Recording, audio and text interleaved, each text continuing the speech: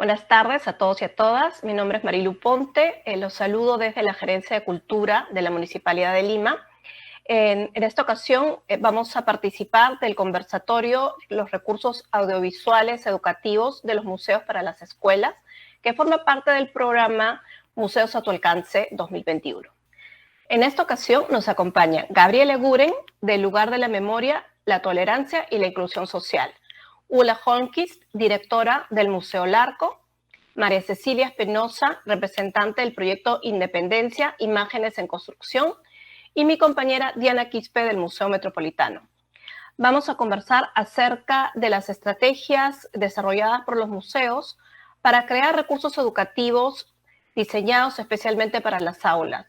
La pandemia nos ha obligado a desarrollar este tipo de proyectos y queremos conocer cómo han sido ejecutados, cómo han sido planeados y de qué manera han logrado esta conexión con los docentes y con los estudiantes a pesar de la distancia que nos está separando ahora. Entonces, vamos a empezar con una ronda de experiencias, con un bloque de experiencias con cada una de ellas, y luego pasaremos a algunas preguntas para poder profundizar sobre lo que nos han compartido. Doy la bienvenida entonces a Gabriela Guren de LUM. Gabriela, adelante. Buenos días, buenas tardes a todas, a todos, a todos que nos escuchan. Muchas gracias. Primero, agradecer por la invitación, por estar aquí, por permitirme compartir un poco de la experiencia de LUM, pero además por tener la oportunidad de compartir la mesa con estas mujeres a las que conozco hace tiempo, las quiero, las admiro y las que he aprendido y aprendo un montón constantemente. Entonces, como dijo Marilu, yo soy parte del equipo de educación del Lugar de la Memoria, la Tolerancia y la Inclusión Social. Yo quiero empezar contando un poquito acerca de qué es el LUM. El LUM es un espacio que tiene un componente cultural, un componente educativo, un componente de investigación y un componente de conmemoración para dialogar acerca de la defensa y la vulneración de los derechos humanos ocurridos durante el periodo de violencia. Tiene como objetivo, ¿no es cierto?, promover una reflexión y mayor comprensión acerca de esas violaciones que sucedieron en estos años y sobre todo mirar y construir, ¿no es cierto?, una cultura de paz y fortalecer las institucionales democráticas. Quiero mencionar muy brevemente que tenemos diferentes componentes: el componente de dignificación o reconocimiento para con las víctimas, de las exposiciones, de las actividades culturales, de la educación, investigación, lo que mencionaba antes. Y la razón por la cual quiero mencionarlo es porque desde el inicio, ¿no?, desde el proceso participativo, el cual se somete el Lugar de la Memoria para el Corazón, que es la muestra permanente, el LUM se piensa como un espacio convocante y como un espacio inclusivo, un espacio que busca llegar a todos y a todes. Y yo creo que la plataforma virtual del Centro de Documentación e Investigación es uno de esos ejemplos que tiene el LUM de cómo llegar a través de, ¿no es cierto?, de esta nueva herramienta digital y que además teníamos desde su concepción, ¿no es cierto? El Centro de Documentación está pensado para que se pueda acceder desde cualquier plataforma, desde cualquier aparato electrónico, un celular, una tablet, una computadora, desde cualquier lugar sin necesidad de ingresar a través de una plataforma, ¿no?, registrarte, pedir una carta de la universidad o demás, ¿no?, para diferentes investigadores. Y que además tiene archivos de diferentes formatos, de diferentes colecciones, tiene videos, tiene seguimiento de prensa, tiene documentos desclasificados del Congreso, de la CIA, colecciones de la DIRCOTE, del Congreso de la República, como les decía antes, de APRODE y demás. Y además, nuestra vista 360, que se inaugura en el 2016, que nos permite acercarnos a los diferentes espacios de la exposición permanente, reproduciendo videos, ¿no?, acercándonos a los textos, a las imágenes, y que ahora se convierte en una de nuestras principales herramientas para trabajar y acercarnos a los estudiantes y docentes, ¿no? Así nos encontró la emergencia sanitaria con estas dos herramientas digitales y con el reto de repensarlas y que pudiéramos diseñar o rediseñar, ya sea el caso, un nuevo uso, y que este nuevo uso sea el lazo que nos permita acortar las distancias con los públicos, pero sobre todo con los públicos escolares. cómo acercar esas herramientas a los docentes y que se conviertan en insumos, ¿no? Que ellos los utilicen para su diseño de clases, sus diseños de sesiones de aprendizajes o como fuentes de investigación o para los estudiantes la conviertan en fuentes de investigación. Cómo mantener esta relación con los docentes, cómo aprender o a acompañarles en este momento cuando la virtualidad nos tomó de sorpresa, creo, como a todos los museos. Desde LUM veníamos ya trabajando de manera cercana con grupos de docentes a través de talleres, los cuales nos permitían conocer un poco acerca de qué es lo que necesitaban, qué es lo que querían los docentes, un poco del espacio. Sabíamos que los docentes tienen dificultades para tratar el tema del periodo de violencia en clase, pero así como tienen dificultades, también tienen motivaciones para tocar el tema de violencia. Ellos estaban comprometidos en la formación ciudadana y cívica de los jóvenes, de las jóvenes, y sobre todo en mantenerlos críticos sobre diferentes tipos de discursos que podrían estar, ¿no es cierto?, presentes.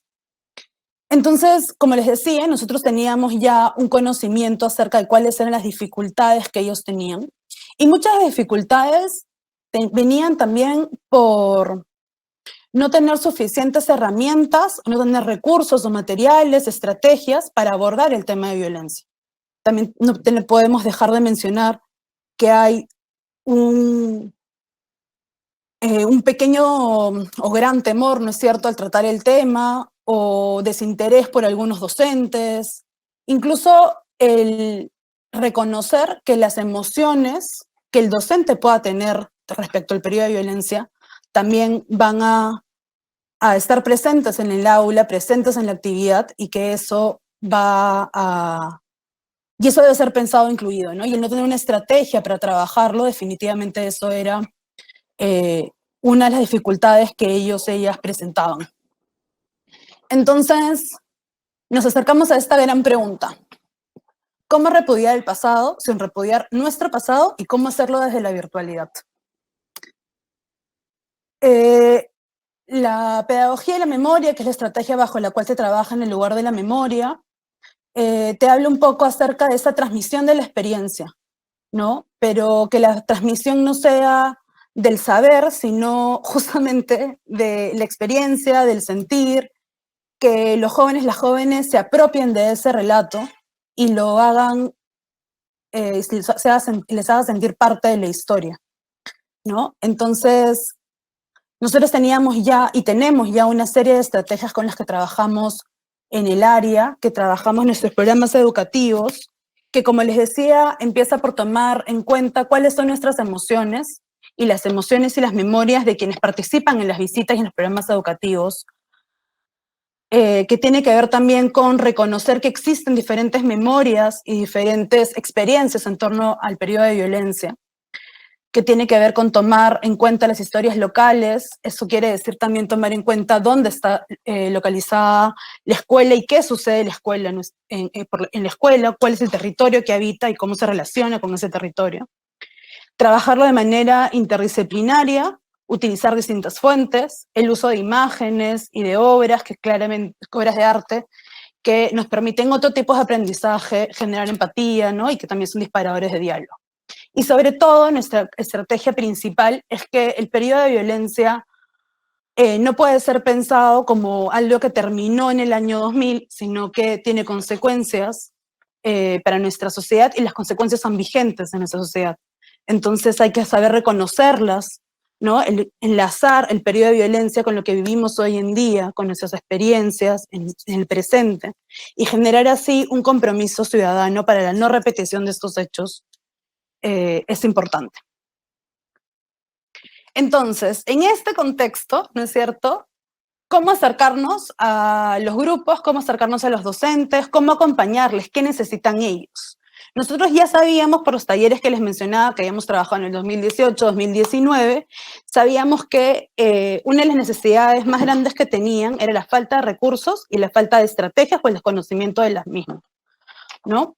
Entonces, lo primero que hicimos, nuestra primera acción, fue esta guía de actividades educativas, que lo que pretendía, o lo que pretende, es convertir al docente o al estudiante, porque es flexible la guía, en un facilitador de la experiencia. Es decir, en un pequeño mediador o en un nuevo mediador que pueda utilizar esta exposición virtual a manera de guiar o facilitar la experiencia para su propio grupo de estudiantes, sus compañeros o incluso familiares. La guía es una guía flexible que permite experimentar, que permite dialogar de manera intergeneracional y que además propone al terminar la actividad, que además propone al terminar la visita, ¿no es cierto?, la ruta que te recomienda, una actividad que puede ser recopilar testimonios de tus familiares, escribir una carta, un periódico digital. De esta manera, pretendíamos darles recursos a los docentes para que los docentes puedan adaptarlos y utilizarlos para su clase o como un acompañamiento adicional a las actividades que estaban ya realizando.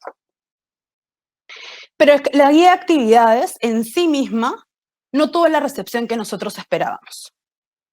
Y es por eso que un mes y medio después empezamos a lanzar esos talleres para docentes, en los cuales presentábamos la guía, pero no nos quedábamos en presentar la guía, sino lo que hacíamos era tratar de vincular los aspectos de la guía a los enfoques del currículo nacional.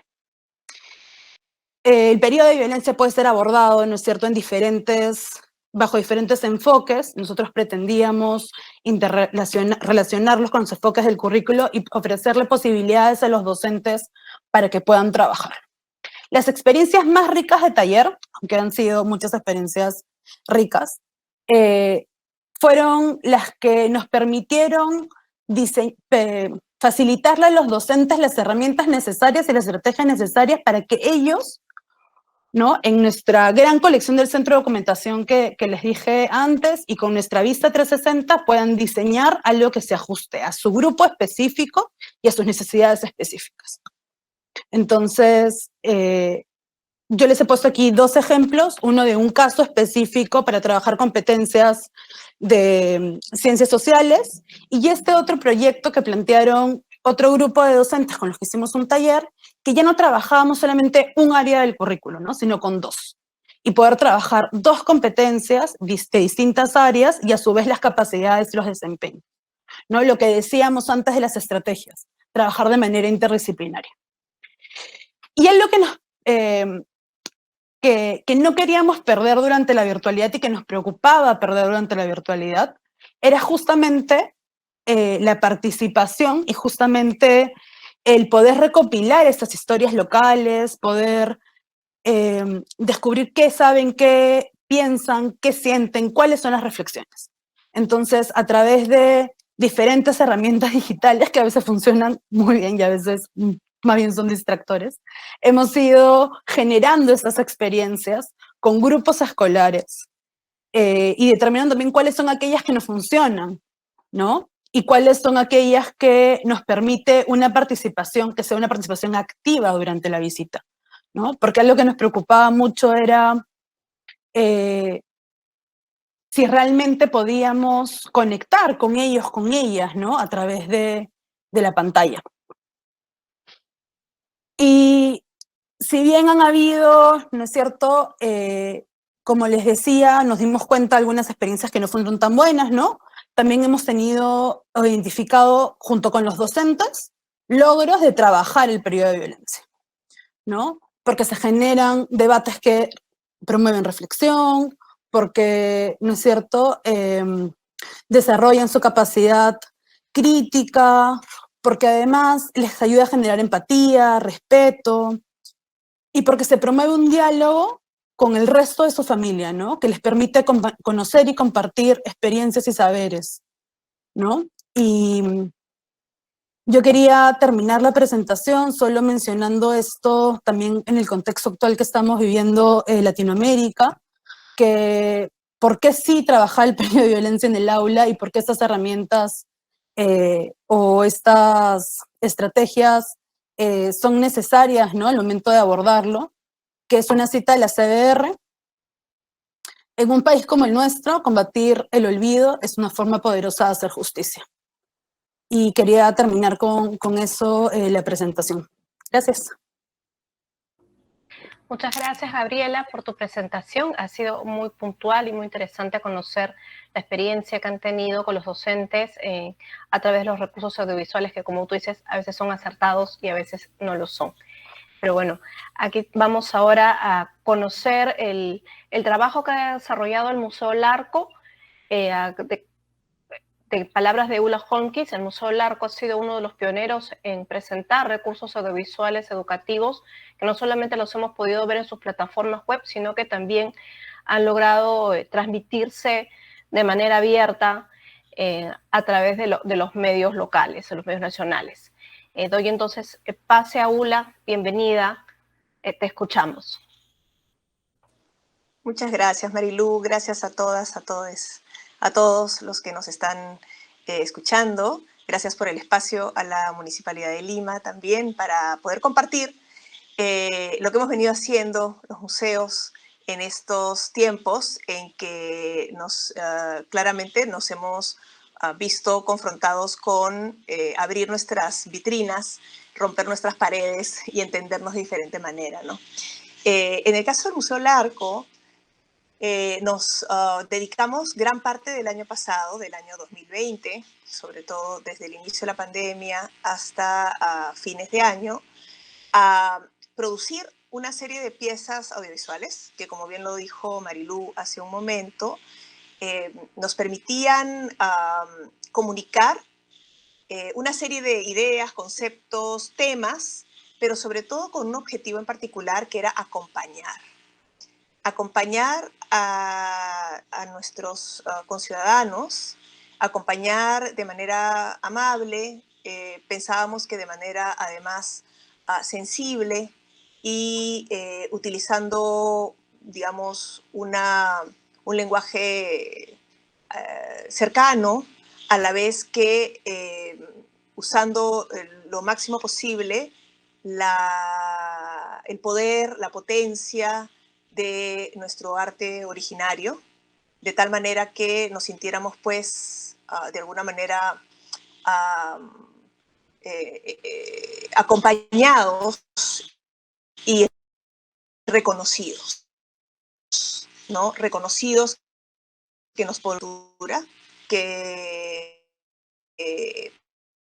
podía comenzar a acceder, digamos, podíamos acceder a ella desde nuestras plataformas, alianzas, como ya lo mencionaste, Marilu, para poder entrar a las casas de nuestros conciudadanos. Y eso ya teníamos a lo largo de los años producido una gran cantidad de fotografía, teníamos recursos de audio a los cuales podíamos echar mano y teníamos una estructura de trabajo interno conectada. Esa fue también una situación, digamos, que no apareció de la noche a la mañana, fue el resultado de un trabajo sostenido de años atrás que nos permitió trabajar conectadamente y poder entregar estos productos. Entonces, la calidad de lo que pudimos producir permitía entrar a ciertas plataformas que así nomás no se nos abren a los museos, porque la pantalla de televisión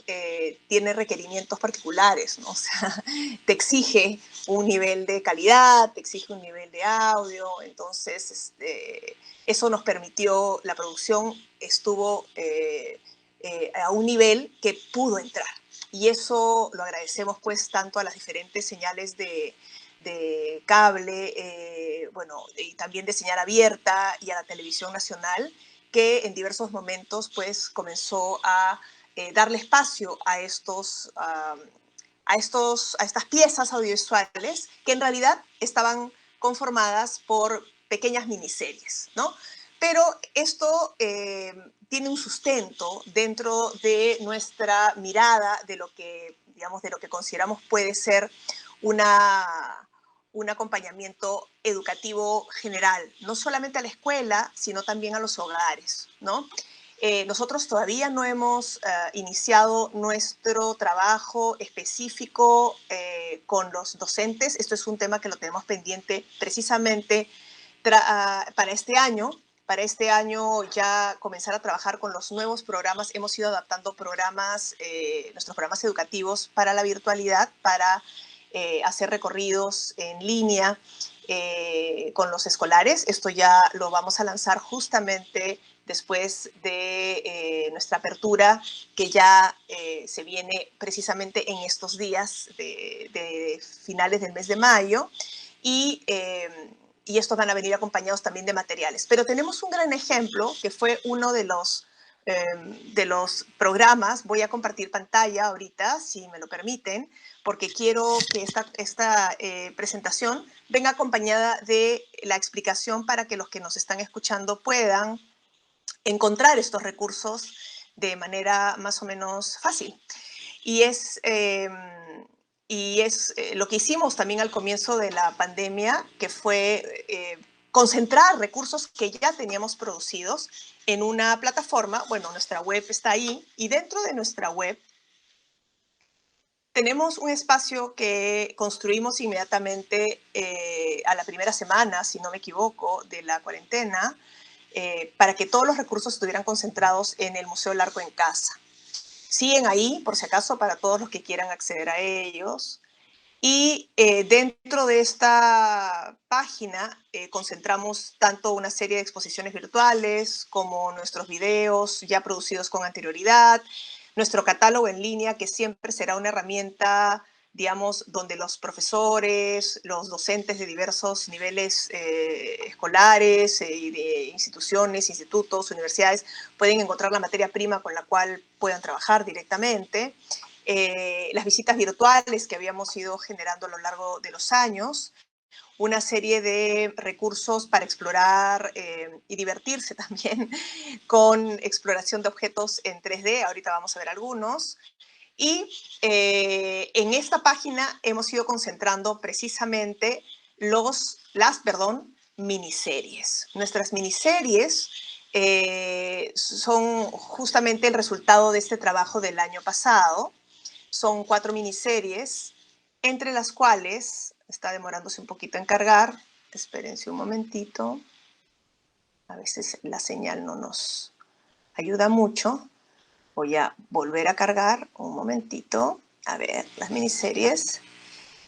Como parte de las miniseries, tenemos una miniserie que se llama Descubre el Antiguo Perú, otra que es Culturas del Antiguo Perú, que sabemos que ha tenido bastante o ha generado bastante interés en la escuela, tanto que nos han pedido en Aprendo en Casa, por ejemplo, los programadores de estos espacios escolares, poder usarlas en diferentes capítulos, y están a absoluta disposición de este uso. Y para la escuela está todo aquí colgado. Además, la ceremonia de sacrificio, que era uno de los temas emblemáticos, además expositivos también en el museo, lo hemos convertido en una miniserie de 12 episodios.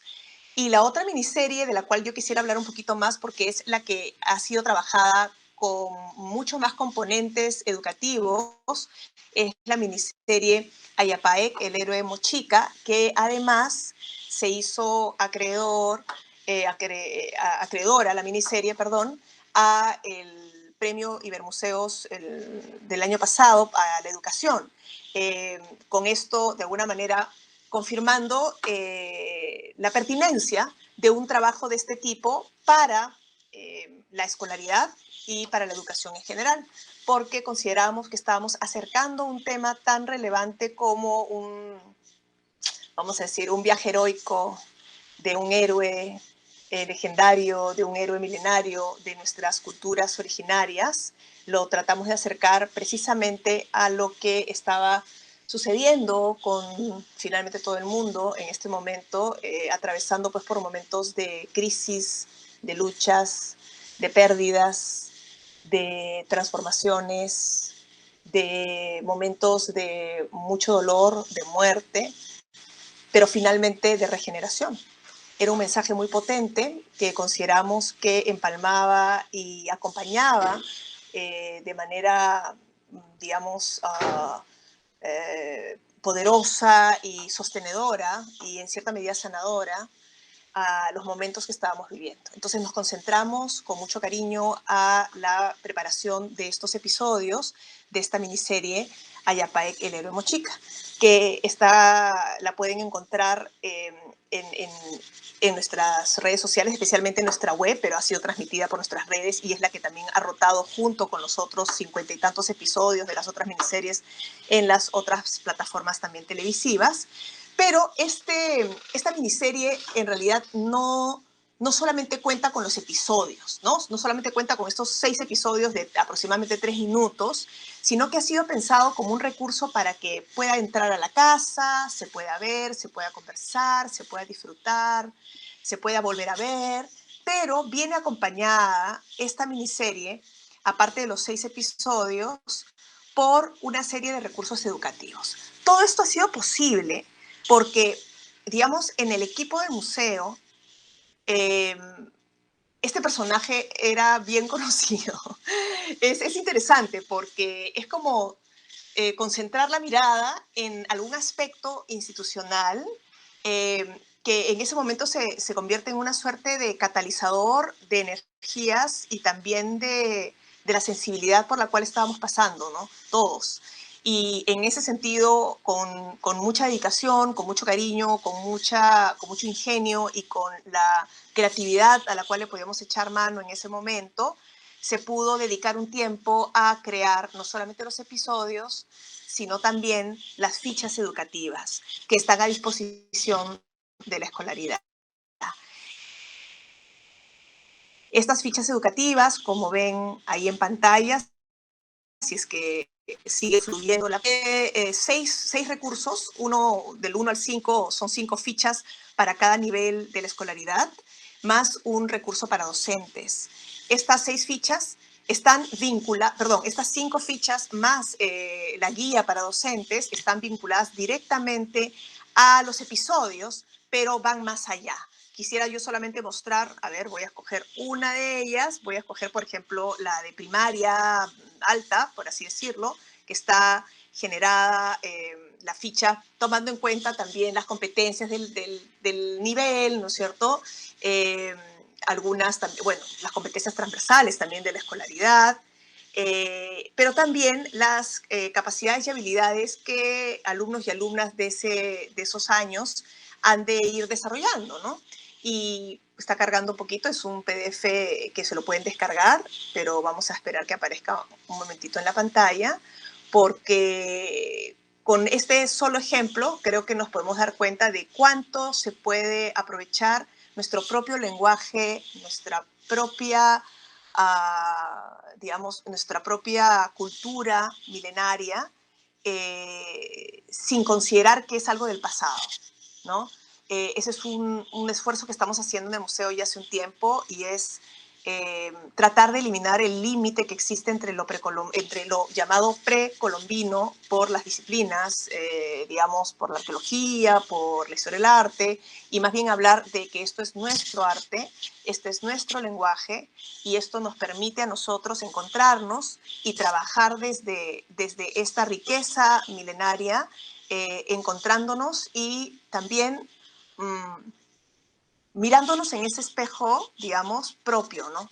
Que no necesita, que no requiere necesariamente de referentes externos para encontrar grandes historias, grandes narrativas, elementos que nos resuenen, ¿no? Y que nos permitan a partir de ahí crear, inspirarnos, etcétera. Está tomando un poquito la carga, déjenme ver si puedo compartirla desde otro lugar. No sé si ahora se puede ver la ficha, ¿sí? Creo que sí, ¿no? Esta es la ficha que estaba tratando de abrir, ¿sí? A ver, un momentito. Ahora sí, esta es la ficha que estaba tratando de abrir y, por ejemplo, es una ficha donde hay una serie de preguntas, una serie de elementos culturales para que los que use la ficha, no voy a decir solamente los escolares, porque en realidad es algo que podemos hacer en casa, que podemos hacer entre padres e hijos, hermanos, primos, tíos, adultos que quieran verse acompañados por una actividad que les permita tomar contacto con aquello que ya hemos visto muchas veces en libros y en museos, y jugar un poco, ¿no? Jugar, encontrar temas, ideas, sentidos estéticos que son nuestros, que son propios, ¿no? Entonces, esta ficha, de alguna manera, permite crear, permite encontrar un lenguaje, permite hablar, dar un mensaje en la línea de lo que los propios payares, por ejemplo, que este héroe lleva en su viaje heroico. Estoy poniendo simplemente un ejemplo de una ficha de varias que permite conectarse con nuestro bagaje cultural desde, digamos, preguntas también del presente. Voy a saltar un momentito a la ficha secundaria, por ejemplo, que me parece súper relevante, porque en esta ficha secundaria ya las preguntas son de otra índole, ¿no es cierto? Atañen no solamente al propio personaje, sino que buscan una reflexión, por ejemplo, sobre la propia vivencia de nosotros hoy en día. Y las preguntas van a ¿qué haríamos hoy? O si este héroe viviera hoy, ¿qué estaría enfrentando? ¿Cuál sería su mayor dificultad? ¿Qué herramientas necesitaría o qué ayuda necesitaría para confrontarla? Permitiendo detonar, digamos, o abrir las puertas para comunicarnos y para procesar también una serie de aspectos que todos hemos venido viviendo de diferente manera a lo largo del año. Entonces, las fichas han sido trabajadas con esta sensibilidad, sin abandonar los criterios pedagógicos de querer acercar nuestro arte milenario. Hemos tratado de leer la coyuntura, la situación actual, para que se encuentren en un espacio, digamos, de conversación, ¿no? Un material finalmente que está puesto a disposición, pero del cual yo estoy absolutamente segura que en los próximos meses, cuando ya comencemos a tener los espacios para conversar directamente con los profesores y también para atender las solicitudes de las escuelas, por ejemplo, para las visitas en línea, ¿no? Podamos entonces nosotros ver el impacto, el uso, la utilidad de estos materiales creados. Ahorita lo que podemos decir es que están a absoluta disposición. Hemos hecho una presentación hace unos meses donde hemos presentado a los docentes en una reunión, digamos, abierta, a la cantidad de recursos que tenemos y hemos tratado de guiar su uso, pero estamos seguros que cuando tengamos los espacios más directos y más fluidos, estas fichas y estos materiales van a permitir explorar también nuevas maneras de usarlas, ¿no? Así que estamos en esta línea y los nuevos programas escolares que lanzaremos para este año también, ya después de nuestra apertura, van a contar también con este tipo de materiales y de recursos para la escuela. Eso es lo que podría presentarles. Muchas gracias. Muchas gracias, Zulia, por tu presentación. Ha sido muy interesante conocer todos los proyectos audiovisuales que ha resuelto el Museo Larco, ¿no? Las series tan interesantes que, como tú dices, no solamente son para escolares y docentes, sino que también podemos ser los padres de familia, de las personas de diferentes edades, podemos hacer uso y aprender un poco más sobre nuestras culturas prehispánicas. Es el turno entonces de nuestra amiga, colega, compañera también en otros museos. María Cecilia Espinosa, ella forma parte del proyecto Independencia, Imágenes en Construcción, que es una exposición audiovisual que la están presentando con el proyecto especial Bicentenario y que ha sido desarrollada en conjunto con Sharon Lerner y Ricardo Kusunoki. María Cecilia ha estado a cargo de la parte educativa de esta exposición y es lo que vamos a conocer, ¿no? Cómo este proyecto tan interesante, esta exposición, se puede trasladar a las aulas. Bienvenida, María Cecilia, te doy pase. Gracias, Marilú. Gracias a la Municipalidad de Lima y también qué genial estar aquí compartiendo con todas ustedes. Y como dijo Gabriela, nos conocemos desde hace mucho tiempo y seguimos aprendiendo cada una de la otra. Bien, para empezar, el proyecto especial Bicentenario, como sabrán, se planteó como, o sea, todos estos proyectos que ustedes están viendo ahora en su web, se plantearon desde la presencialidad, ¿no? Eran exposiciones físicas, bueno, iban a ser. Entonces existió, al igual que los museos, ¿no? Que le pasó a las compañeras, existió este reto de poder traducir, trasladar, ¿no? Toda esta información, imágenes o exposición, conceptos a un nivel virtual. Algunos se convirtieron en videos, ¿no? Igual que lo hizo el Arco, y otros, bueno, en el caso de Independencia, Imágenes en Construcción, terminó siendo una experiencia web, ¿no? Como una exposición virtual, no 360, sino que tiene otros recursos que se han utilizado para poder traducir, trasladar esta exposición. Voy a compartir mi pantalla ahora para poder enseñarles y mostrarles cómo ha quedado la página. Un momentito, que de hecho recién la han lanzado el jueves pasado. Está nuevecita. ¿Me dicen si se ve? Sí. ¿Ustedes me avisan? Ya, genial. A ver aquí, un momentito. Aquí estamos. Entonces, antes esta exposición se llamaba Efemérides. Luego ya cambió de nombre. De hecho, en conjunto, ¿no? Con el equipo lo pensamos en varias reuniones y decidimos que se llamara La Independencia, Imágenes en Construcción. La curaduría es de Ricardo Kusunoki, pero hay todo un trabajo, ¿no? De producción de varias personas, ¿no? Rosemary Lerner, Sharon Lerner, etcétera, ¿no? Y bueno, yo que me encargo de la parte, o me encargué de la curaduría pedagógica y que a su vez también la trabajé junto a dos compañeras, ¿no? Leslie Tupno y Drusila Yamonaki, todos estos recursos educativos que van a ver. Entonces, esta exposición, vamos a decirlo así, tiene esos tres ejes.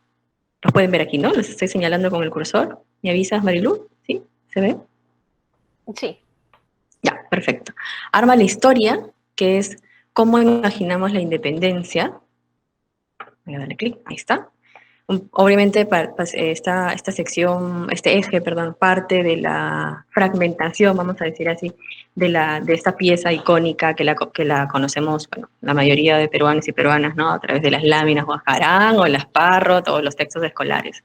Pero, claro, a veces lo visual, ¿no?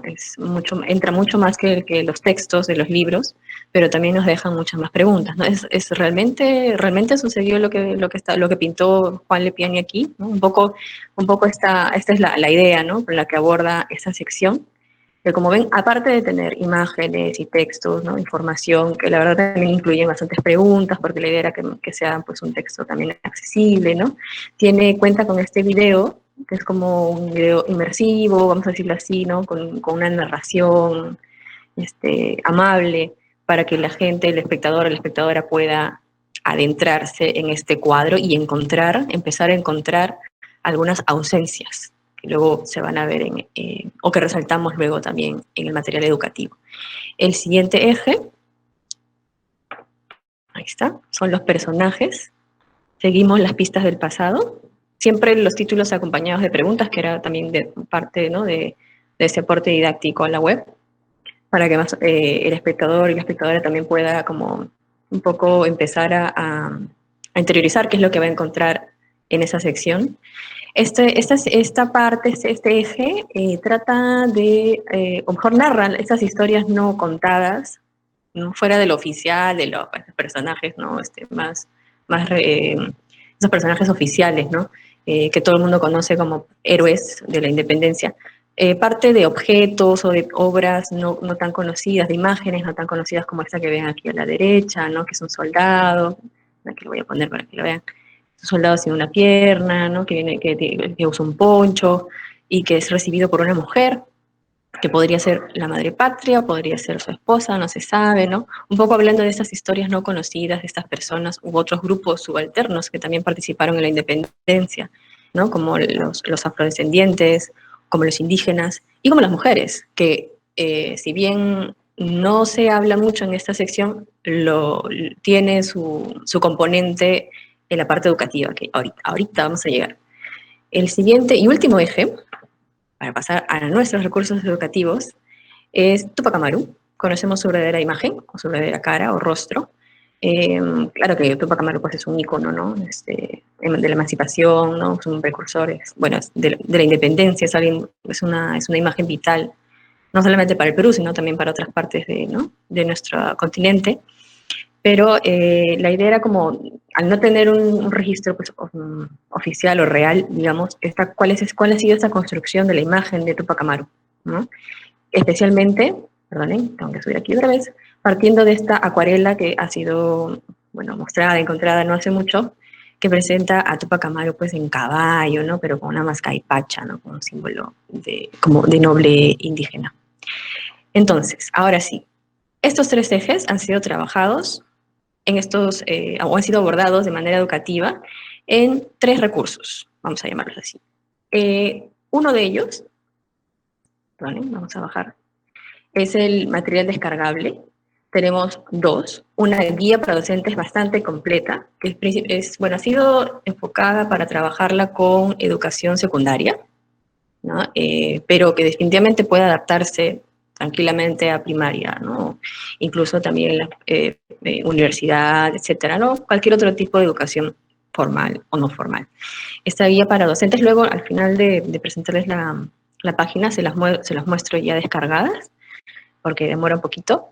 Esta guía contiene los 3 ejes desarrollados con información, con contenidos pertinentes, con preguntas reflexivas y con unas actividades, 2 actividades separadas por, ¿no? De primero a tercero y de cuarto a quinto.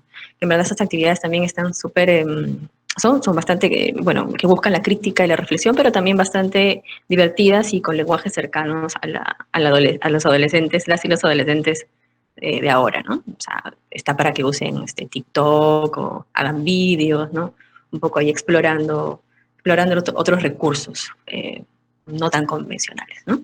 Luego tenemos la ficha educativa, que es pensada en las familias, ¿no? Porque también, como dijo Ula, nuestros recursos tienen que llegar a casa, ¿no? Esto es lo que busca el Bicentenario también, llegar a cualquier espacio remoto, ¿no? Y la ficha educativa está pensada para trabajarla en familia o en grupo, ¿no? Y compartir cómo celebran la independencia en su casa, en su barrio, en su región, ¿no? Es también una mirada más amplia de la celebración de independencia fuera de las marchas, ¿no? Que es lo más conocido, los desfiles, ¿no?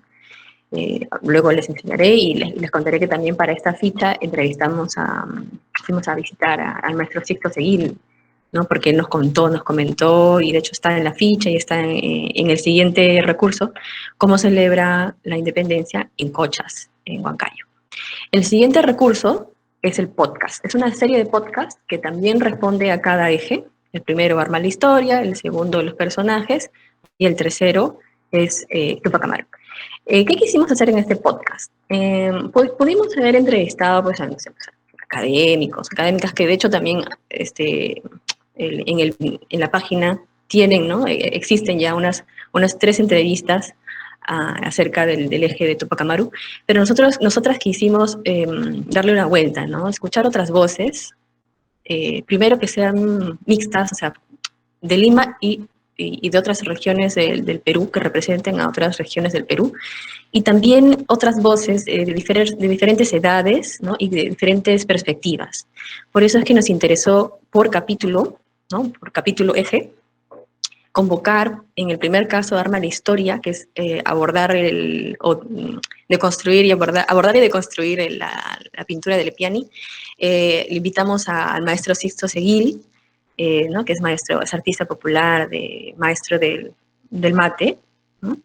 Y a Jeffrey Gamarra, que es docente de la Universidad de Huamanga. Entonces teníamos ambas miradas, ¿no? También de fuera, bueno, de fuera de Lima, que un poco nos comentaban cuál era la visión ¿no? de este cuadro. El maestro Sixto, de hecho lo van a escuchar, es muy lindo el testimonio, de cómo él pensaba, ¿no? que el personaje principal no era San Martín, sino era Bolívar, ¿no?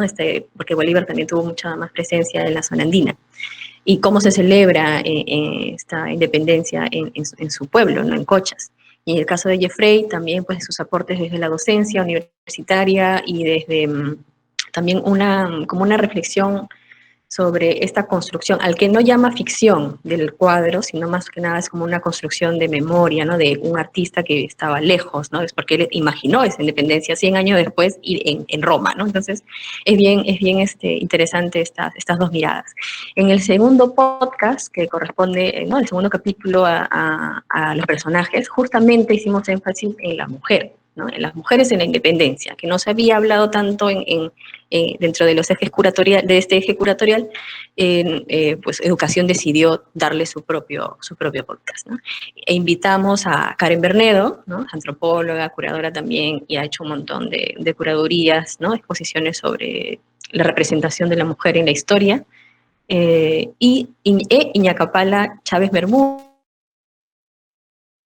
educadora, antropóloga y gestora cultural cusqueña, ¿no? Es también ella hace investigaciones de biografías de mujeres en Cusco principalmente, que participaron, ¿no? En estos procesos independentistas.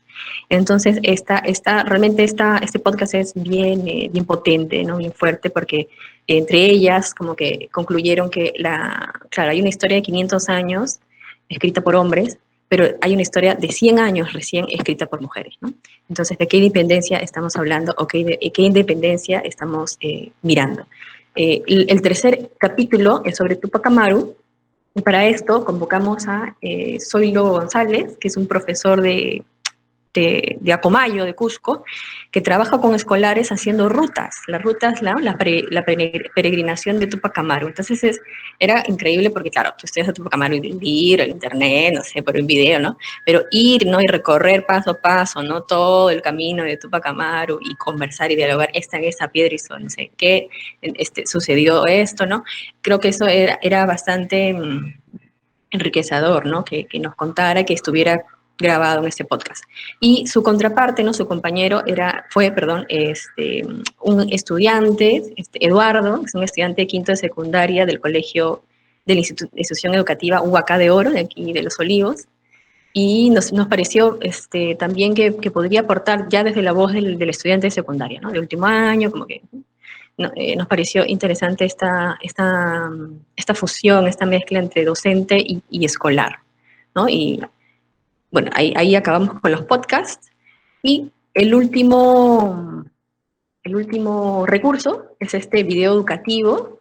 Es un video, pues, es un recurso audiovisual, ¿no? De mediación virtual, donde también nos enfocamos en el eje de los personajes, pero además de hablar de las mujeres, ¿no? Tanto como, por ejemplo, ¿no? Las Rabonas o la famosa Caravana de la Muerte, estaba también la presencia de otros grupos subalternos, ¿no? Como los montoneros, los grupos afrodescendientes, etcétera, ¿no? Entonces es un video bastante con una narrativa que contiene información, pero es una información que tiene animaciones, ¿no? Que te va desmenuzando y te va contando esta parte de la historia, pero también para abrir tu mente, abrir a que luego tú puedas seguir investigando o repensando un poco la nación, que es lo que nos interesa con estos recursos educativos, ¿no? Al finalizar el video, hay esta actividad que nosotros propusimos también, de encontrar nuevos héroes o heroínas, ¿no? Actuales, ¿no? Con reconocimiento o sin reconocimiento, entre comillas, ¿no? O sea, como oficial o no oficial, quienes están transformando la sociedad ahora, ¿no? A puertas de este bicentenario. Un bicentenario con memoria y sin olvido, que es lo que nos interesa. Rápido, creo que no sé si me quedan unos minutos, solamente les voy a mostrar la guía, ¿no? La guía para docentes, Esta que se la pueden descargar, por favor, compártanla.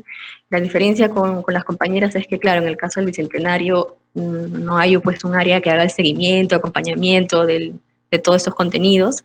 De todas formas, siempre pedimos que cuando compartan sus trabajos pongan el hashtag, ¿no? Los hashtags que están al final del material para poder hacer un rastreo a estos procesos, ¿no? y productos que elaboran los y las docentes con sus escolares. O bueno, etcétera, quien quiera trabajarlos. En esta guía, que es una guía bastante completa, van a encontrar la presentación, ¿no? La introducción, qué es lo que trata, qué proponemos, las áreas y competencias, ¿no? que se tocan, las indicaciones para el docente, para que puedan adaptarle a lo que ellas quisieran, ¿no? No es necesario, digamos, no les decimos tienes que hacer esto así, así, no. Es adaptable, es permeable, etc. Y obviamente los ejes expositivos, ¿no? Aquí está. Y el último, ya para terminar, porque se acaba el tiempo también, ¿no? Es esta ficha educativa que comenté, donde pueden compartir, ¿no? Las celebraciones de la independencia. Esta es la del maestro Sixto, que es hermosa, la verdad, ¿no? Ahí como él graba también su memoria, la memoria regional de sus fiestas, ¿no? De la independencia en su trabajo, en su obra. Y la idea es que entre familias, ¿no? elaboren una bitácora colectiva donde puedan compartir cómo celebran la independencia. Gracias. Voy a dejar de compartir. Muchas gracias, María Cecilia. Qué interesante el proyecto que han desarrollado juntos para trabajar la independencia desde todos los enfoques, ¿no? El educativo, y que también hayan tomado en consideración incluir un enfoque de género, ¿no? Que es bien necesario poder leer la historia desde con las dos miradas, ¿no? Masculina, femenina y además integradora, porque hay otros colectivos también a los que poco a poco tenemos que ir incorporándolos a nuestra historia, que tiene que ser contada como un coro, ¿no? Coro de muchas voces. Voy a dar pase ahora a Diana Quispe, mi compañera en el Museo Metropolitano, para que nos relate, nos cuente un poco el trabajo que se ha venido desarrollando desde nuestra área educativa. Diana, bienvenida, te doy el pase. Muchas gracias a todas también por sumarse a esta iniciativa de parte del equipo del Museo Metropolitano de Lima. Les vamos a compartir nosotras un poco acerca de los trabajos que venimos realizando ante esta nueva normalidad. Aquí tengo un biblioteca y les voy a compartir.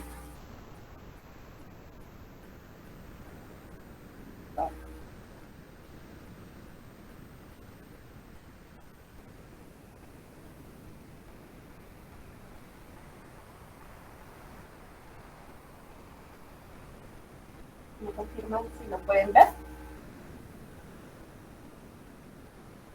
Sí. Ya, listo. Bueno, un poco nos comentaban y escuchábamos las experiencias de todas.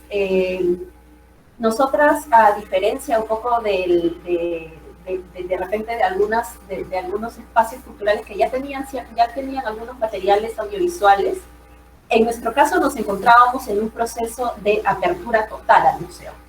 Estábamos iniciando con los talleres en el museo. La idea era que el público tome, digamos, de una u otra forma el espacio, el museo, como un espacio cultural en el que podía ingresar, un espacio suyo. Entonces habíamos desarrollado una serie de talleres en el verano, previo digamos, a esta nueva normalidad, en el que vinieron jóvenes, chicos, chicas, adultos, y que eran parte de los talleres, y teníamos también en mente algunas actividades para adultos mayores, como la implementación, por ejemplo, de los biohuertos, para así utilizar al máximo este espacio tan bonito que era el espacio del museo, que tiene espacios abiertos amplios, que tiene aulas, digamos, como para dictar talleres, etcétera, ¿no? Entonces, lamentablemente nos cogió esta nueva normalidad, y tuvimos un poco que cambiar la proyección que teníamos e iniciar un poco explorando las herramientas que teníamos además como museo audiovisual. Como les comentaba, el Museo Metropolitano tiene una característica bastante particular. Es un museo no con piezas patrimoniales, sino es un museo que narra la historia de Lima a través de los recursos audiovisuales y los recursos escenográficos. Entonces, digamos que la experiencia de ir al Museo Metropolitano consiste en poder tener todo esto junto y poder así entender o conocer un poco más acerca de la historia de Lima, pero a través un poco de estos recursos. Entonces, ¿cómo íbamos a llevar todo esto un poco también a esta nueva normalidad? Desde mucho antes ya en el museo teníamos planteados algunos temas que, si bien se tocaban muy parcialmente en el discurso de repente museográfico, creíamos que podían ser mucho más potentes y que teníamos además que potenciarlos, ¿no? Tal es el caso de la migración que hubo en Lima, porque además nuestra historia, la historia que nosotras contábamos era la historia de Lima, y que además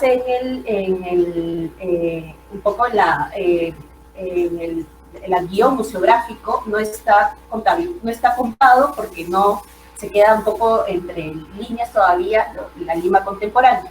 Obviamente el patrimonio, ¿no? La participación de las mujeres también nos parecía importante, así como lo han señalado creo todas, que nuevamente era un tema para nosotros importante señalar que esta historia en la que se ha visibilizado el rol de las mujeres o que han cumplido finalmente roles comunes, digamos roles que siempre estaban asignados a las mujeres, pero que sin embargo existían mujeres que habían sido parte de nuestra historia que estaban silenciadas, ¿no?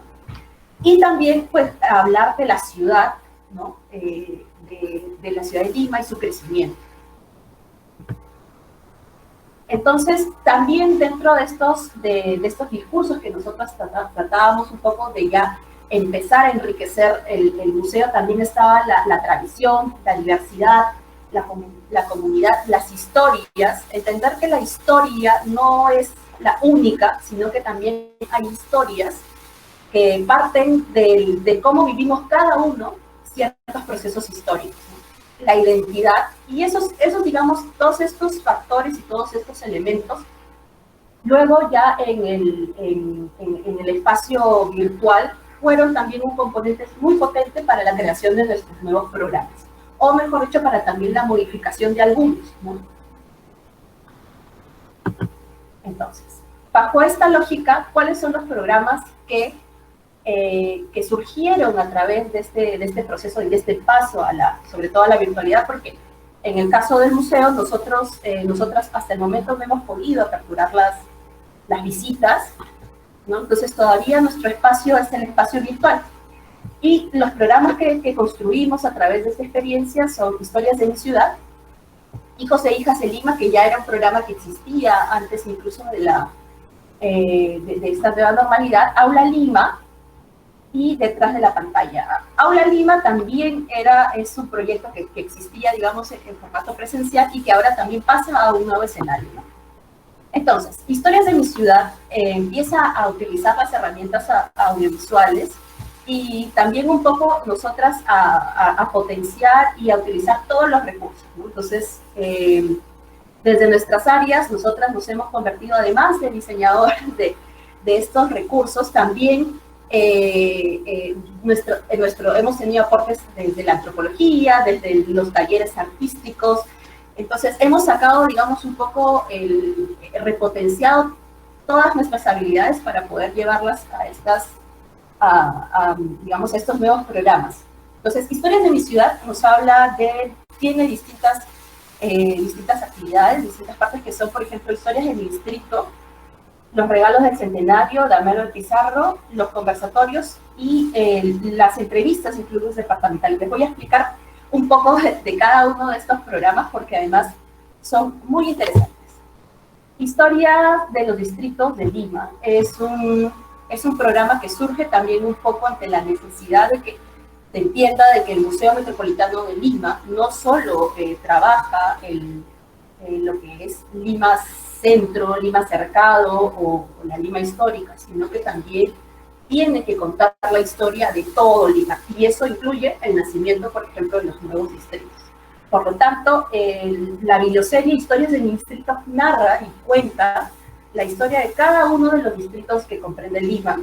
Hasta el momento ya vamos como seis distritos cercados de Lima ha tenido tres partes, y además esto en su momento va a ser complementado con entrevistas a tanto personajes referentes de nuestra ciudad, así como jóvenes, ¿no? Porque nos interesa también este diálogo intergeneracional, en el que tanto los adultos mayores pueden compartir sus experiencias de cómo han visto el proceso de construcción de los distritos y cómo los jóvenes ahora se identifican con sus distritos.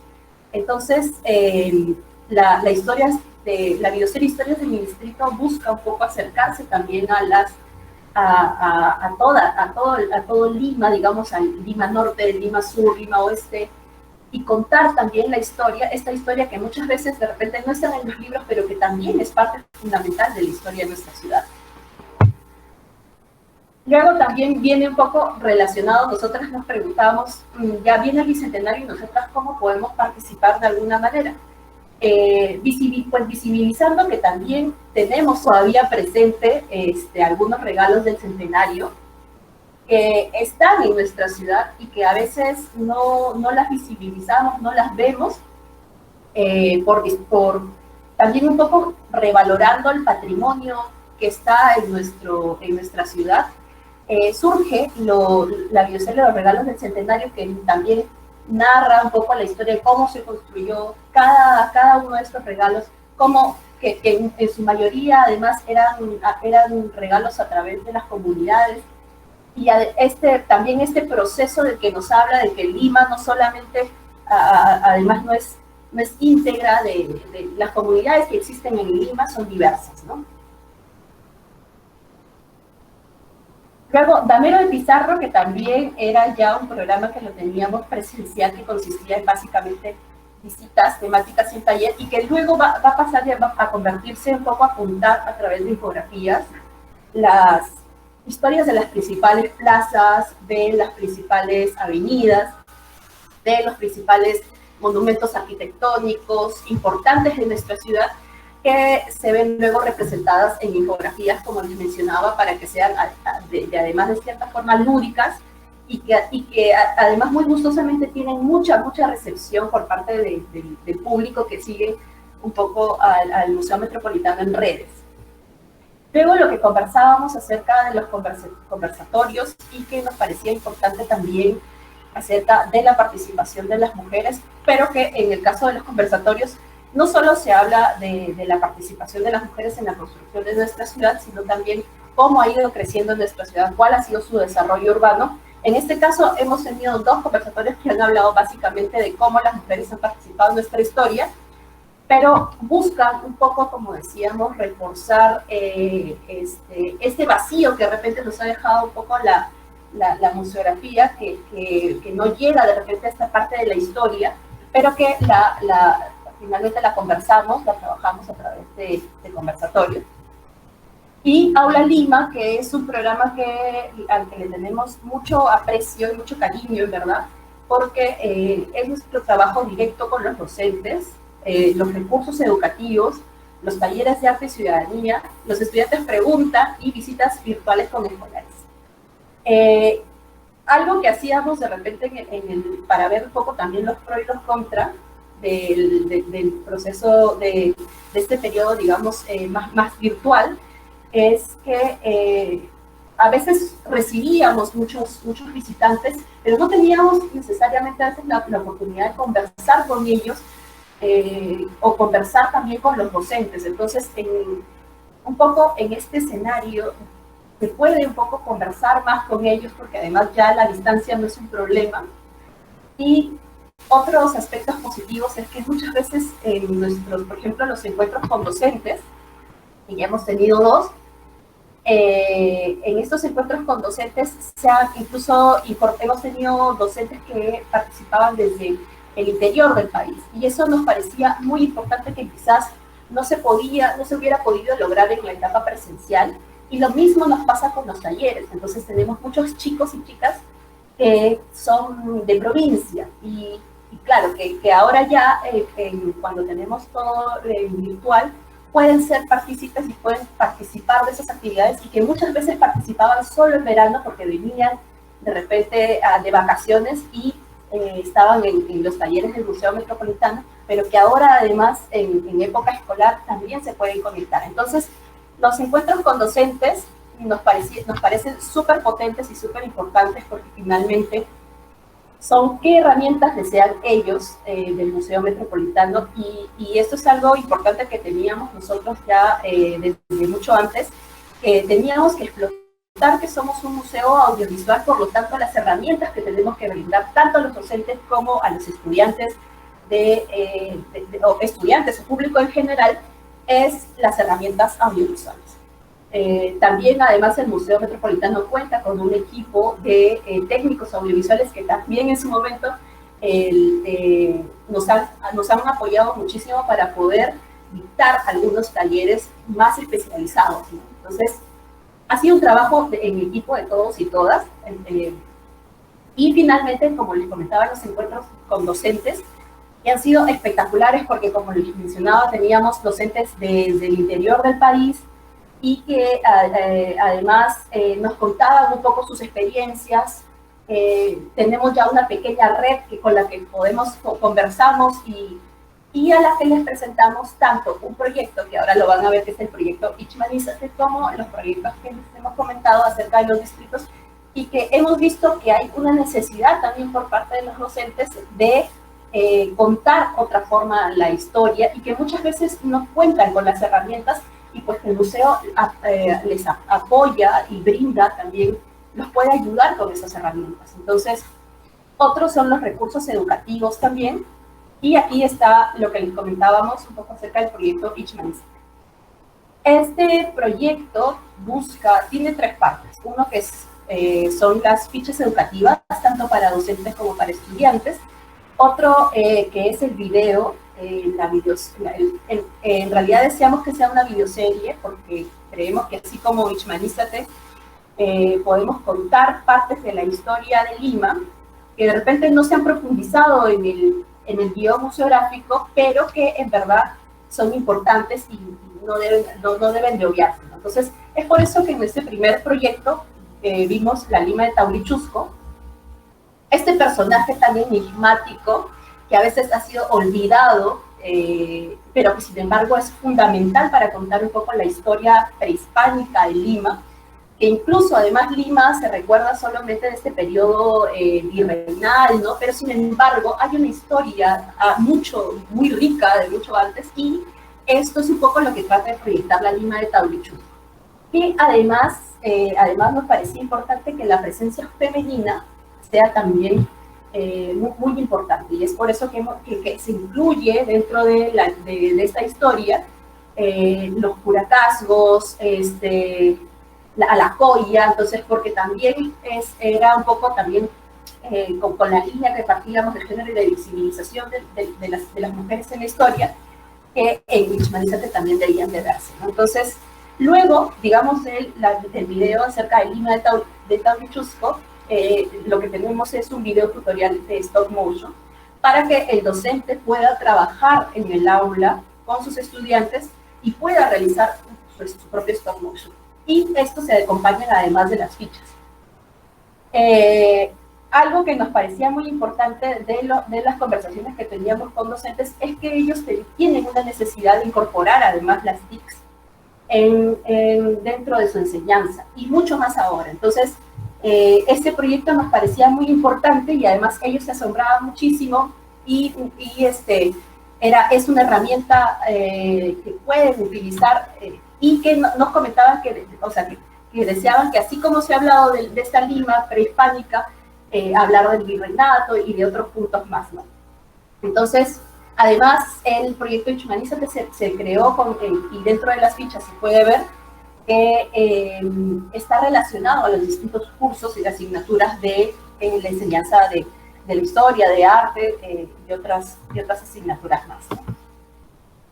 Luego, nuestros talleres, que también son así como teníamos los talleres presenciales, los talleres virtuales también han sido, digamos, algo que se ha potenciado muchísimo también en este proceso más virtual, y que son los talleres de arte y ciudadanía, en donde se dictan diversos talleres siempre vinculados al contenido del Museo Metropolitano, que más o menos se complementan de la siguiente forma, contando un poco, contextualizando y contando un poco la historia, para que además los chicos y chicas puedan tener reciban la historia, o puedan aprender de la historia de una manera lúdica, y posteriormente se utiliza alguna herramienta artística relacionada, como les decía, vinculada a alguna parte del museo. Y en estos talleres, que son dirigidos para jóvenes de 12 a 15 años, ya tenemos un grupo de 15 chicos aproximadamente, chicos y chicas, que ya son muy asiduos, ¿no? Entonces, todo el año, digamos, que tenemos los talleres, y tenemos este grupo que algunos, en algunos casos, o vienen más participantes, o se incorporan nuevos participantes, pero ya hay un grupo, digamos, consolidado, y eso es algo que nos alegra mucho, ¿no? Entonces, pero en este proceso, digamos, de los talleres, también nos encontramos con un nuevo público, porque muchas veces nos han escrito adultos que desean llevar los talleres.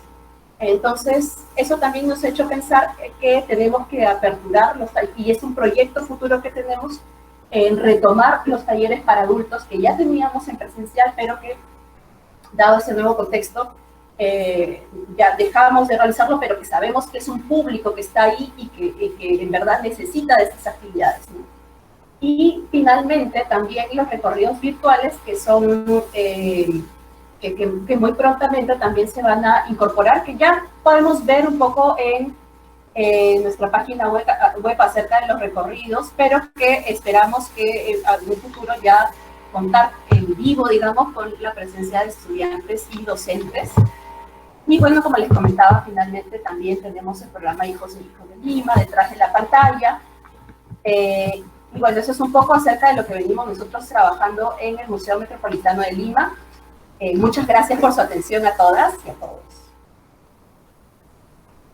Muy bien, gracias Diana por compartir la experiencia que hemos venido desarrollando con el equipo del Museo Metropolitano.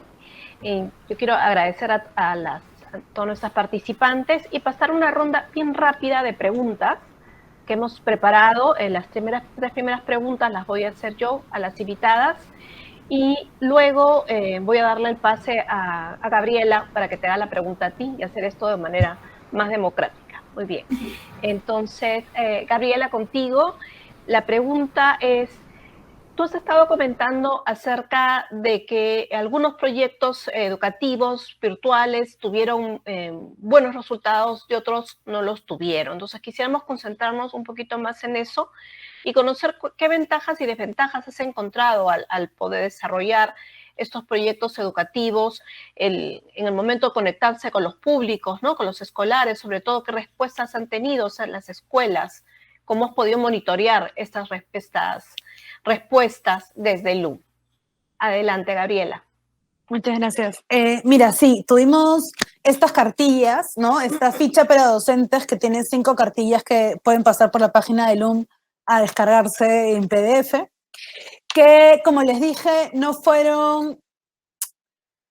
no nos fue mal, la verdad es que no nos ha ido mal, pero no tuvieron la aceptación que esperábamos. Eran cartillas que le daba justamente ese recurso que el docente decía que no tenía para trabajar, y nosotros esperábamos que el docente pudiese darle la vuelta a la cartilla de la manera que ella necesitase. Eso no pasó tanto, más bien la cartilla no terminó siendo este objeto flexible que pretendía ser, pero sí nos funciona, y nos funciona en un espacio en el que no habíamos contemplado, que es que una de las cosas positivas de la virtualidad es que hemos borrado las fronteras. Hoy trabajamos con escuelas con las que hubiese sido imposible trabajar, desde la que está a 1 hora de Lima, ¿no? O las que están en Cusco, en Huancayo, ¿no? Escuelas que no hubiésemos podido atender de manera presencial. Pero el Internet sigue siendo un privilegio, ¿no? Y el que se puedan conectar 2 horas a un taller, o se puedan conectar 1 hora y 20 durante para una visita virtual en una plataforma como Zoom, es un privilegio. Entonces, nuestras cartillas se han convertido en un recurso que pueden whatsappear el docente a su grupo y que se convierte en ese elemento más amigable, que consume menos datos y que le sigue permitiendo acercarse al LUM. El problema con la cartilla es que si bien la actividad que te plantea la puedes descargar en tu teléfono, aún así sigue siendo una actividad para realizar con la visita virtual.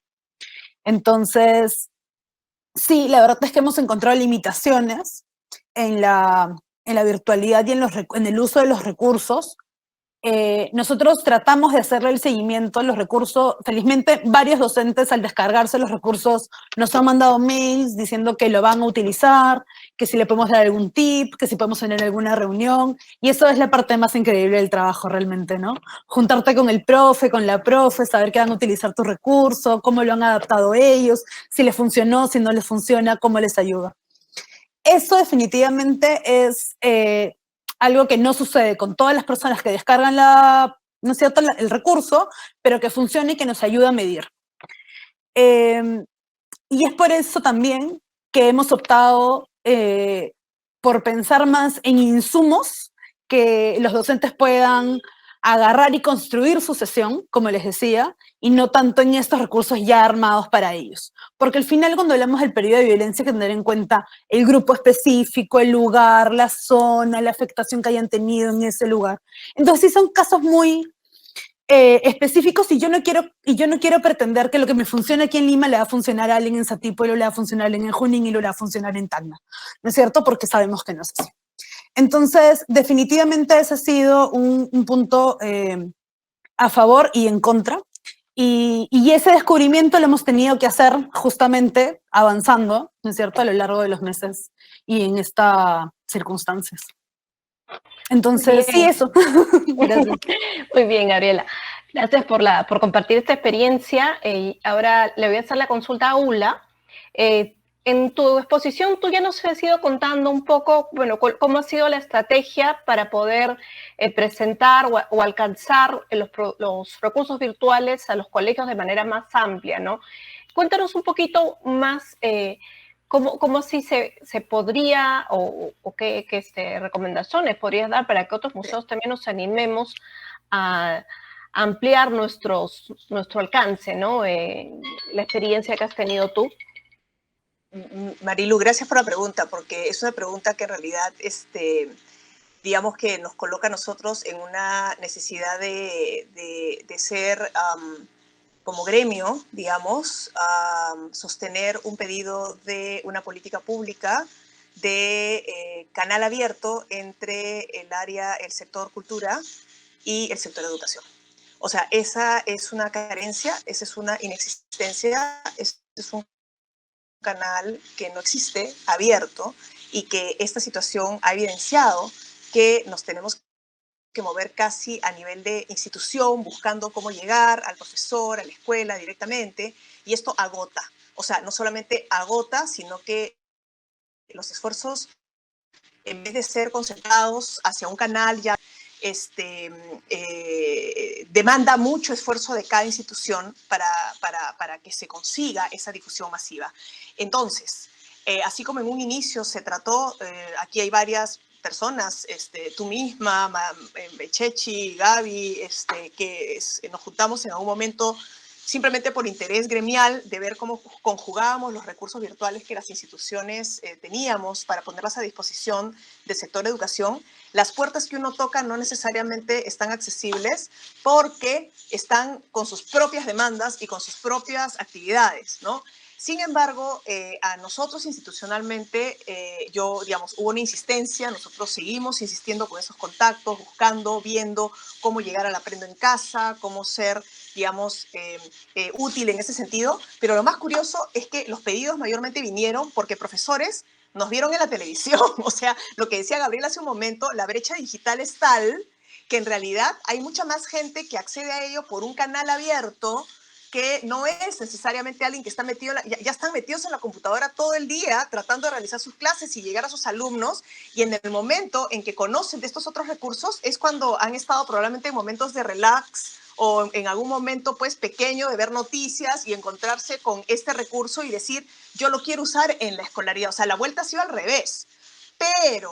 Pero yo tengo que insistir en que esto ha generado una conciencia también en el sector de educación, en que es necesario que desde las plataformas en que los profesores buscan sus recursos para su propia programación y su propia organización de planes de clase, de recursos, es allí donde los museos tenemos que estar. O sea, nos tienen que abrir la puerta para poder estar allí de manera conjunta, donde el profesor no agote ni su energía ni su tiempo en una búsqueda, pues, desorganizada, no voy a decir desorganizada, porque claramente puede buscar recursos de un museo y de otro, pero qué mejor sería que tuviera una plataforma donde pudiera decir, a ver, necesito recursos sobre República, ¡pling! Y te manda a lo que tal museo tiene sobre República. Necesito recursos para aprender matemáticas.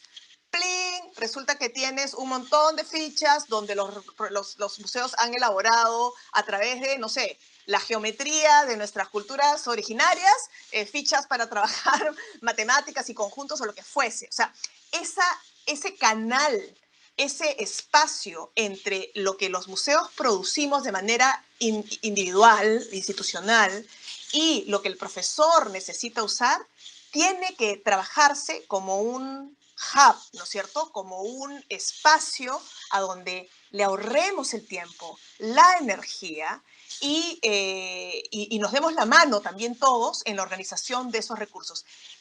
Yo lo que puedo comentar es que después de un año,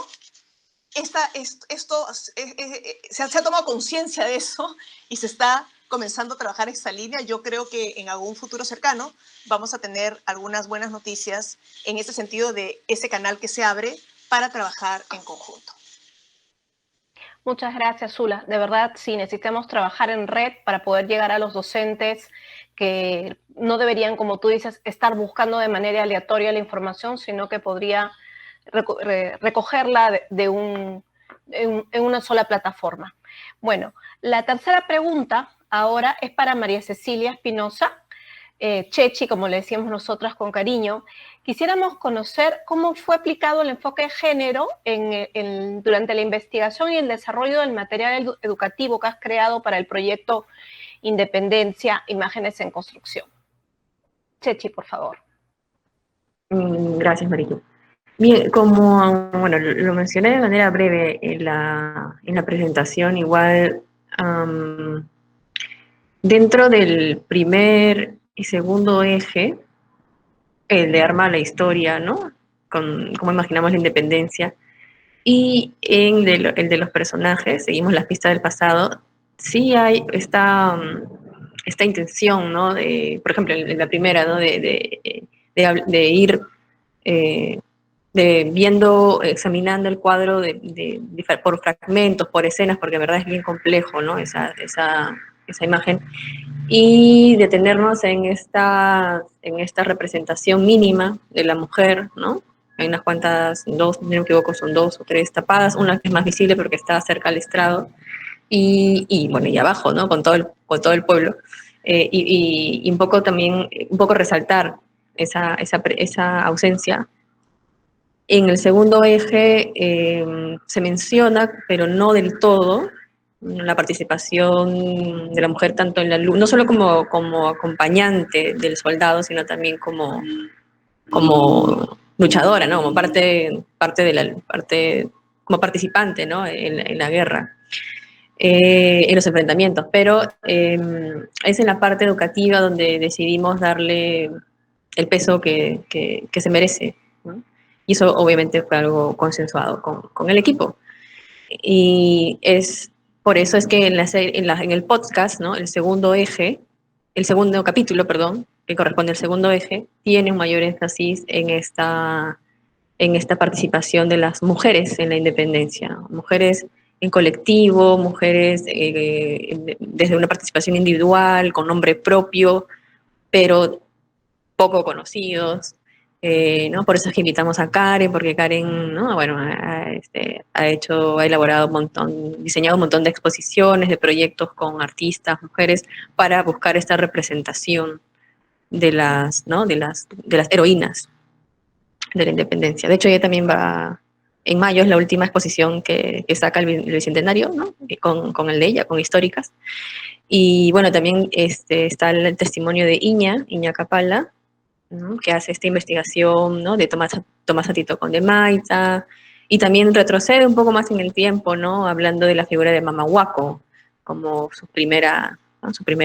Una de sus primeras heroínas que descubre, ¿no? Ella en una visita en unos museos, etcétera. Entonces nos pareció bastante necesario, ¿no? Que la visión o el enfoque de género esté en los recursos pedagógicos, que son los que se van a viralizar, por usar un término, son los que se van a compartir, los que se van a, digamos, este efecto replicador va a ser a partir de estos recursos, ¿no? Al igual que el material descargable, que siempre en el caso de la guía para docentes también puntualizamos y de hecho utilizamos, como recursos contemporáneos las obras de Liliana Ábalos, ¿no? Que hizo una reinterpretación de las heroínas Toledo.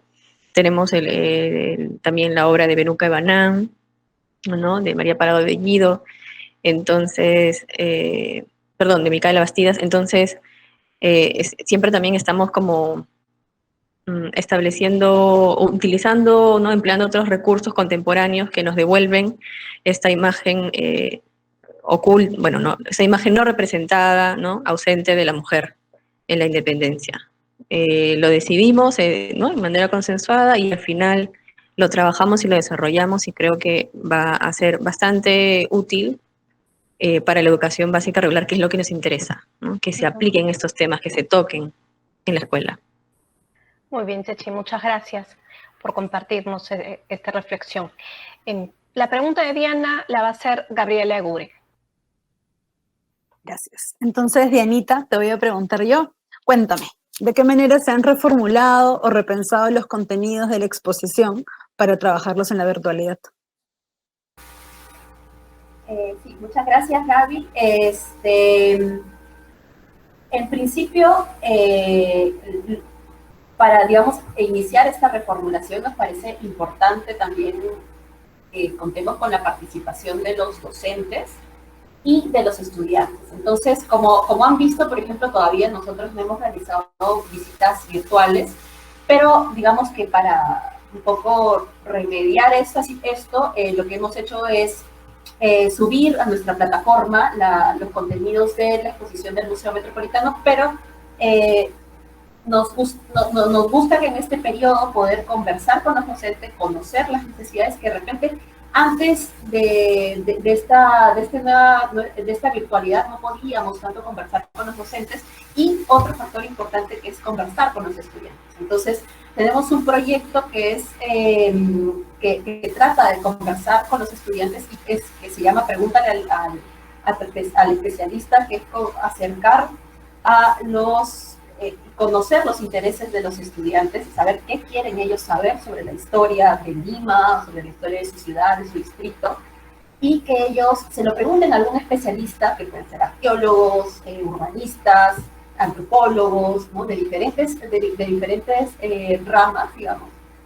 Y un poco ha habido ese gran cambio, ¿no? Que también nos ponemos a pensar en cuál es la necesidad de los docentes de trabajar con museos, cuál es la necesidad de los estudiantes también de acercarse a los museos. Entonces, hay una necesidad que es lo que hemos llevado un poco a conversar con los docentes de, por ejemplo, los recursos audiovisuales, ¿no? Como comentábamos, y creo que es un poco lo que nos tiene acá nosotras conversando, porque el docente está en búsqueda siempre de recursos, y los museos producen cosas pero a veces lamentablemente no llegan a los docentes. Entonces es un poco también ir acortando esa brecha, pero también ir preguntándole al estudiante qué es lo que desea, y poner también su voz en primera persona, en primer plano, y eso es algo que es lo que queremos trabajar, pero además, y aparte de los estudiantes, aparte de los docentes, las comunidades en general, ¿no? Como han visto, no sé si de repente si lo han podido ver, ya todos nuestros videos, muchos de ellos ya cuentan con personas con traducción, personas que pueden trabajar el SP, también tenemos el apoyo de traductores en quechua, Entonces también es ir abarcando un poco a las distintas comunidades, como por ejemplo las comunidades de las comparsas, que también es un proyecto que tenemos, que esperamos trabajar ya en este año. Y bueno, es un poco eso lo que hemos ido trabajando y que pone en primera persona las necesidades del público, de los distintos públicos que tenemos, para poder nosotros transformarnos en la virtualidad. Gracias. Muchas gracias, Diana, por tu intervención. Vamos a cerrar este conversatorio. Yo les agradezco a todas las personas que han participado, o bueno, que nos han acompañado durante la transmisión de este conversatorio. Y le voy a dar el paso a cada una de las ponentes para que puedan despedirse y mencionar dónde ubicamos sus recursos educativos virtuales. Empezamos con Gabriela. Bueno, nada, muchas gracias por la invitación, muchas gracias a todas por la mesa, ¿no? Por compartir con ustedes y escuchar cosas tan interesantes sobre sus propios recursos y experiencias. Los recursos del LUM lo pueden encontrar en la página web del lugar de la memoria. Ahí van a encontrar tanto la plataforma digital del Centro de Documentación, como van a encontrar también la plataforma de la ISA 360, así como los recursos educativos para docentes y escolares. Entonces, además este mes voy a hacer así mi autocherry, perdónenme, pero este mes vamos a tener un taller para docentes, así que inscríbanse, que va a estar muy paja y vamos a estar muy felices de hacerlo. Ahí te vamos a acompañar. Ulia, por favor, tu despedida. Ay, muchas gracias también por la oportunidad de compartir nuevamente mesa con todas ustedes y además de esta manera llegar a más gente que pueda usar los recursos que se han ido produciendo a lo largo de todo este tiempo y también en tiempos anteriores, pero que ahora están pues reunidos. En el caso del Museo Larco están en nuestra página web, es muy fácil, la página web es museolarco.org y ahí hay un botón en la primera página que dice recursos virtuales. Entonces finalmente uno va a esa página que termina siendo museolarco.org, www.museolarco.org/recursos virtuales, y ahí están las miniseries, la página, los videos, las exposiciones virtuales, el catálogo en línea, etcétera, y esperamos que los usen a lo largo del tiempo y también que nos sigan en nuestras redes sociales, o sea, tanto en Twitter, en Facebook, en YouTube, en Instagram, que es ahí donde publicamos cada material, cada nuevo recurso, y también estaremos anunciando oportunamente el lanzamiento de los programas escolares en línea de este año y sus relacionados materiales también. Muchas gracias. Gracias, Zula. Chechi, por favor. Ajá, nos encuentran en la página de bicentenario.gov.p en la sección de exposiciones, y si quieren pueden revisar todas las que ya están, hay 4 hasta ahora, y nuestra que es Independencia de Imágenes en Construcción. No se olviden de revisar los 3 ejes y luego ir a los recursos pedagógicos para que puedan tener, ¿no?, mucho más, o pueden ampliar su experiencia de la visita. Y por favor compartan sus trabajos con los hashtags que ponemos ahí, que es el Bicentenario que queremos y Bicentenario Perú, con la banderita, con el emoji de la banderita, para poder rastrearlos. Gracias, gracias, y por favor compartan y viralicen toda la página y los recursos educativos. Compartiremos, Chechi. Diana. Bueno, muchas gracias a todas, es como siempre un gusto escucharlas. Nuestros recursos los pueden encontrar, y además comentarles que muy pronto tendremos ya una página web que albergará todos nuestros recursos, pero que por el momento se puede encontrar en nuestro Facebook, el Museo Metropolitano de Lima, también en el Facebook de Cultura para Lima y en el Instagram de Cultura para Lima, y pueden descargar todas nuestras fichas educativas y ver toda la producción que tenemos audiovisual. Muchas gracias. Muchas gracias a todos, muy buenas noches. Sigan con la programación de Museos a tu alcance. Este ha sido el primer conversatorio, tenemos más conversatorios y un homenaje a Lucho Repetto. Hasta pronto.